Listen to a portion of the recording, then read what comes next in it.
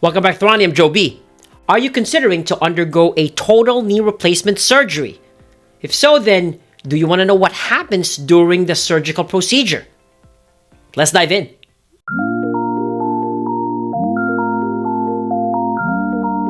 In a left total knee arthroplasty or total knee replacement, a standard incision was made on the anterior knee centered around the patella to expose the arthritic knee.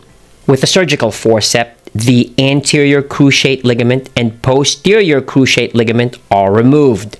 Then the lateral and medial meniscus, as well as any loose bodies, are also removed. Using a bone saw, the osteophytes that are located in the femur, tibia, and undersurface of the patella are also removed. The trial components were then placed, and patellar tracking is assessed, and once within normal limits, then the range of motion is assessed to ascertain that it can go up to 130 degrees of knee flexion.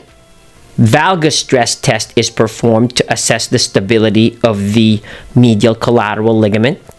Then the varus stress test is also performed to assess the stability of the lateral collateral ligament. Finally, the anterior drawer test is performed to assess the stability of the anterior cruciate ligament.